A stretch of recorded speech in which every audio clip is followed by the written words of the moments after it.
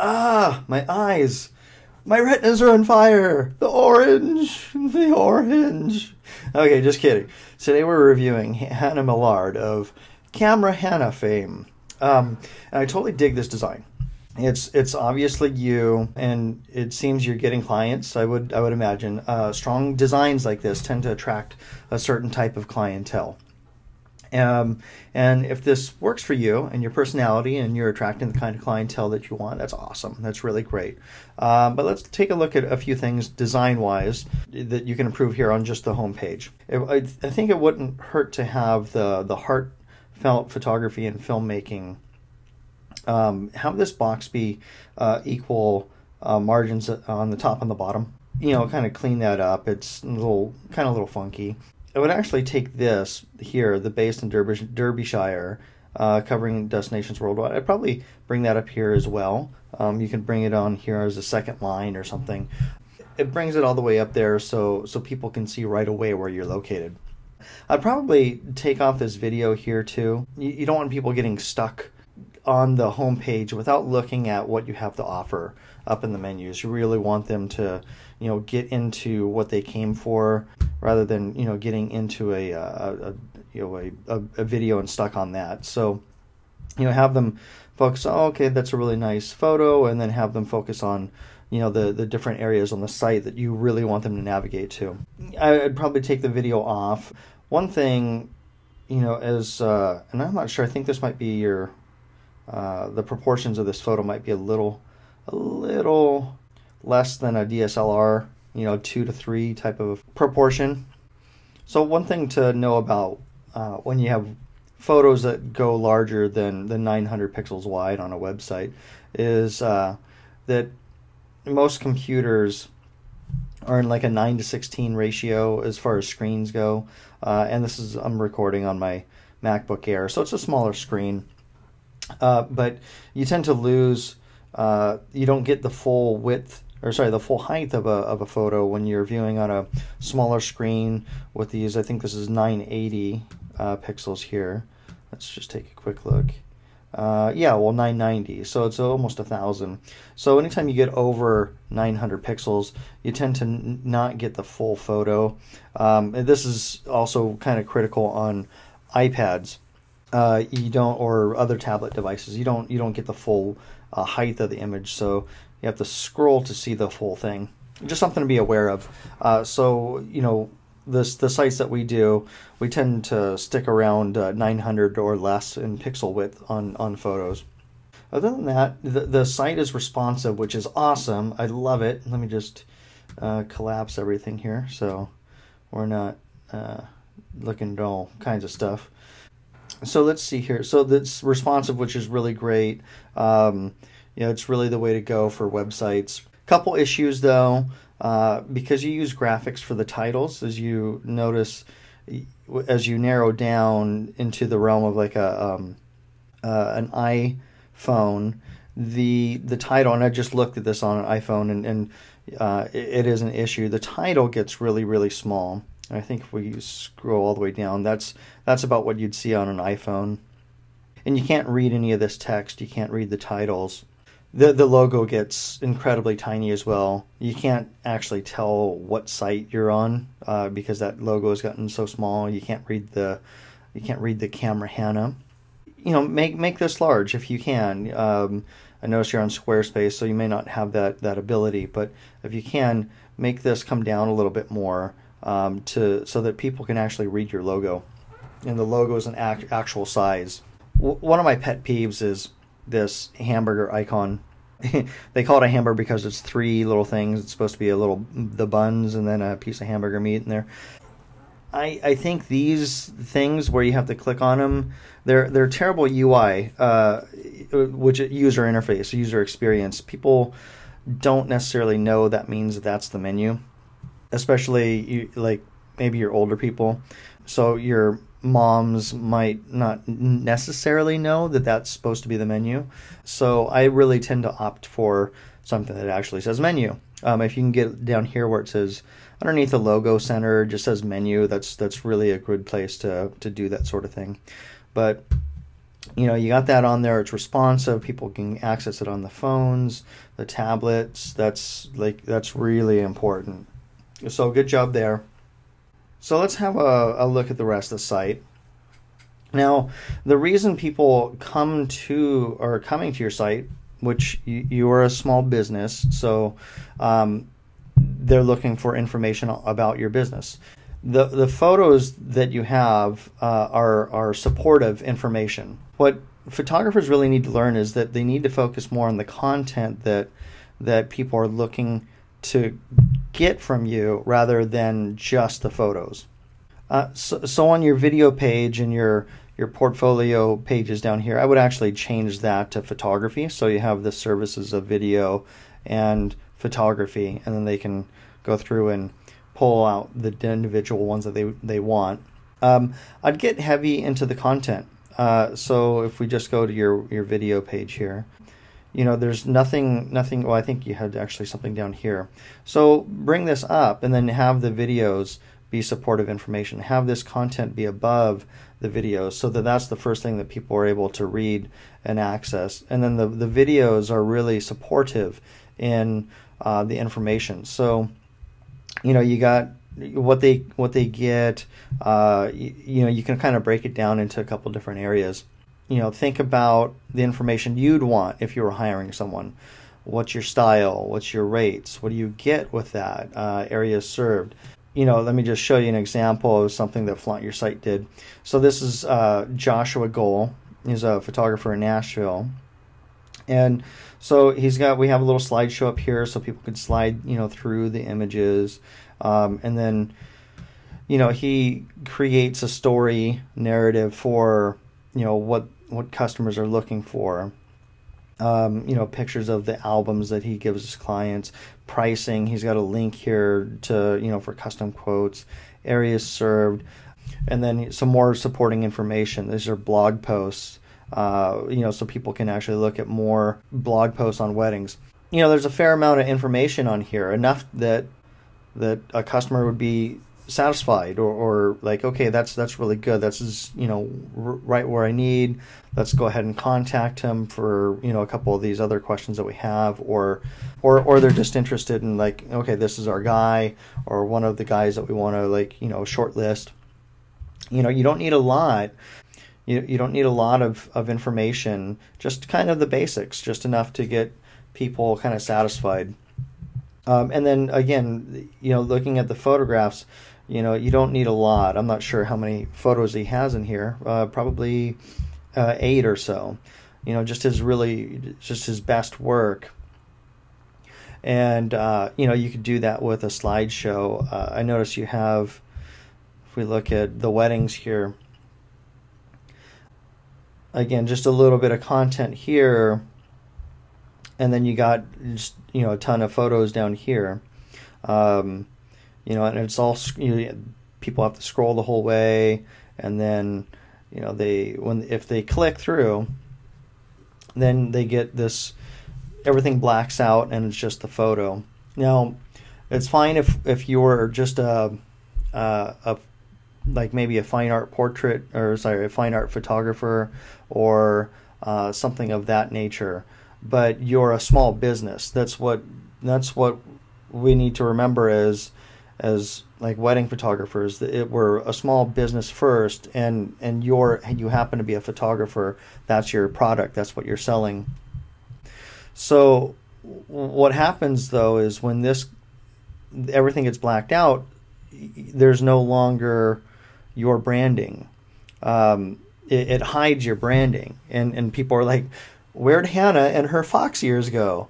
But it's bad. You don't want them to miss that branding. So if I can click back out, now I've got your logo up there again. If I had a slideshow right here, this big orange header and the logo would be there the whole time. There's going to be people that just are fall in love with that, and they say, God, I got to meet this woman. She's got fox ears on her head, for God's sake. So you have a recognizable design and brand. So don't hide it. Don't hide it with those these modal windows that pop up and hide all that stuff from you. make sure you flaunt that off. Make sure you show that off. So getting back to the individual photography pages, we got, oops, let me just close that out again. So getting back to the individual photography pages, these would be really good if you added some additional information like that. It also, not only does it help your clients get what they came for, your potential clients, but then these pages become the ones that actually rank for those keywords. So things like Derbyshire wedding photography or Derbyshire boudoir, you can use those keywords much more generously on a page like this than you can on your homepage or a blog post, where your homepage is kind of general. Blog posts are not really strong, pages in general. So they're best for other things to rank for, but those large keywords are really good. These would be the pages that you want to rank for those bigger terms. So your about page, I totally dig this page. Totally dig the about page. There's so much good stuff in here. It's a little hard to read though. That's the one downside. Even on my 27-inch screen, it's a little hard to read in areas, right? Some of this text in here, it gets a little small. If you can make it wider, if you have the ability to widen it to the rest of the content width, that's really, that'd be fantastic, because this is so good. What's so great about this is that people looking through it can identify with at least a couple things and get connected almost instantly. What was it? This is Totoro. My girlfriend loves Totoro and made me watch it, and now I completely love it as well. It's totally awesome. You're gonna get hop-ons on stair cars. Come on. And music. The music stuff that you have here. Forget about it. David Bowie is my god. Hello. So yeah, we just became best friends. I play bass in a band, and James Jamerson and that great Motown sound is in my blood. This is just, I'm already yes. What made me laugh is this angry girl music, and then you have Beach Boys right here. That was a little funny for me. So while people can connect with these things, I might actually have a photo up here, just a photo, an actual photo of yourself, so people can connect with the real you, and then a little bit of a text, a little bit of a bio. It could be a really short one, it can be small, and then invite them to read the entire graphic below. What would be kind of cool is if you encourage them to find something in it, so it really engages them, kind of like a Where's Waldo type of a thing. Have them find which Batman you like, and tell them, that they found that, 60s Batman.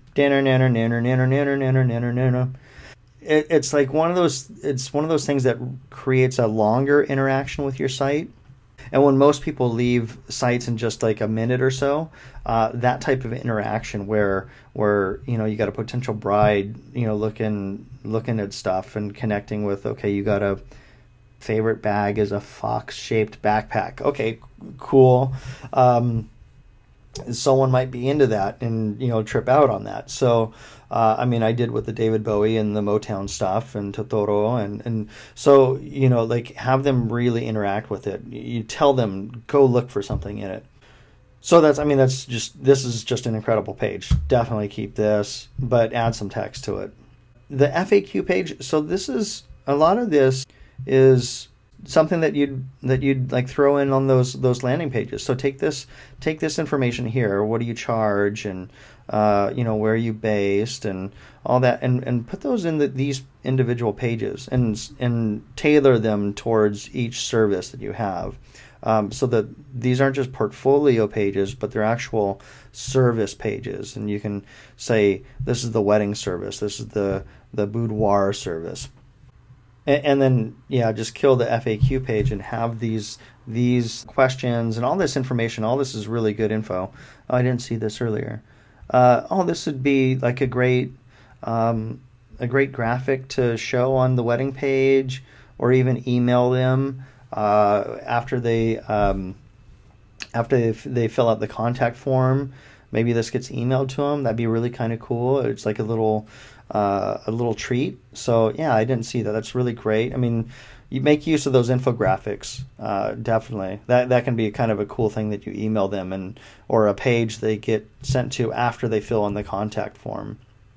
Let's take a look at the blog here. So when you click on blog, it launches into a different site or a different service. Blogger of all things, which I thought was dead by now. First, get your blog and your website on the same service, on the same system. Get your blog moved over to Squarespace, or if you don't like the Squarespace blogs, get everything integrated onto one WordPress site. You can make this entire site one. And the blog, you can get all onto one WordPress site. That's how we build all of our sites. So secondly, you don't want to launch your own site into a separate window or tab. You want people to experience your website as one whole experience. And when you launch them into a new tab or have different looks, it creates friction, and that trust that the person has becomes slightly compromised. It's subtle and a little in the subconscious realm, but the biggest thing you want to do is reduce all those barriers, right? And let's just take a look at. This is one of the things, is integrating the blog into your website does a lot of things for SEO from an SEO perspective. It creates these blog posts that you have here, which are really well written. You got some keywords in here, which are great. It integrates it into this system, and everything becomes integrated wholly menu-wise, and it pushes everything up. Now, right now, you have one website. You essentially have two websites, and your domain authority is split into two. And if you bring that content into the same system, it increases the domain authority, which is a good thing. All that content that you have, you really want under one domain, under one system. It's way easier. It helps you out SEO wise, helps you out user experience wise. That's like a huge thing. You got to get that done. The other thing I was going to mention is you got some good stuff in here, keyword wise, content wise. I would add some just a call to action at the end of your blog post. So when people get done here, you tell them to check Facebook page for updates. But how about you say, if you're getting married in, I think this was Denmark. If you're getting married in Denmark, or somewhere else, contact us, and have that action step be something that has them contact you or get in touch with you somehow. All right, so testimonials. I really like this page as well. Ideally, the text would be actual text, since it gets like on the home page, it gets a little small, and it gets a little hard to read on phones. Now remember, when you have a responsive site, you can't zoom, you can't pinch zoom on a phone. It gets disabled when it's a responsive site. That it's just an issue. Like I said, ideally it'd be actual text, but this kind of works with the brand, so I can get behind it for that reason.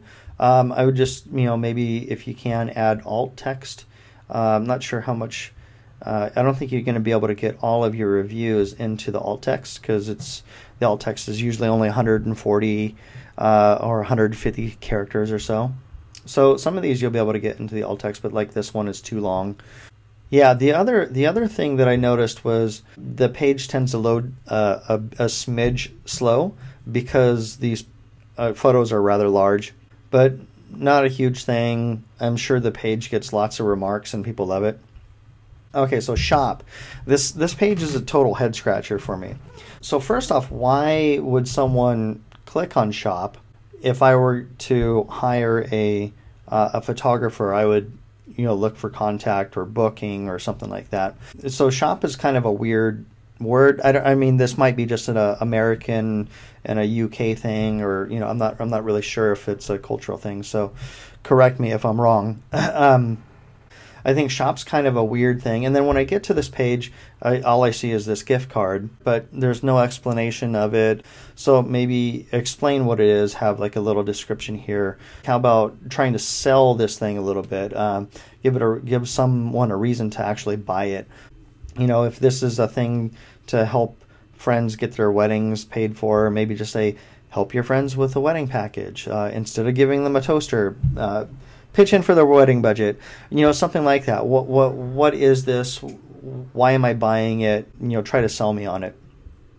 And then the other thing I was going to say is, if this is a give a gift thing, maybe instead of shop or booking or something like that, it says give a gift. Something a little bit that explains what this page is about. So think about this from an outsider's perspective, not yours. Have someone walk in okay, I'm someone that's going to hire you. Do I click shop? Right? Have someone that's, I don't know, the dumbest person go through and test this out, because that's kind of, you don't want to have people think when they're on your site. You want to guide them through and have everything be really easy, all that. All right, let's go ahead and, this is great. Good. Contact is great. Let's just test the contact form here. Okay, and then inquiry. Well,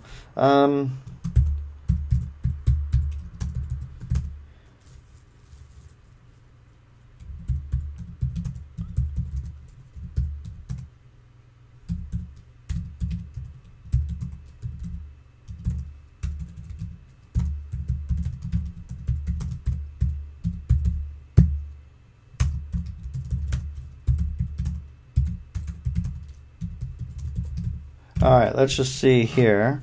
So I'm kind of into chicks with fox ears and that love David Bowie. Can you help me with that? All right, let's see what happens when we click submit.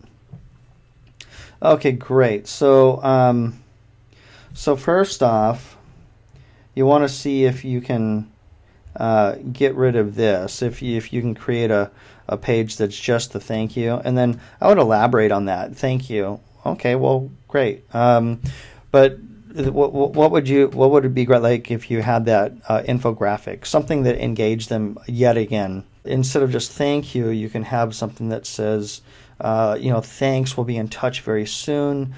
In the meantime, take a look at this infographic. Or you could do something like, or in the meantime, take a look at our blog, or go to Facebook and like us there. Something like that. Engage them a little bit deeper after the form is submitted, so that you get another touch point with them. It's one of those things that kind of will set you apart from everybody else.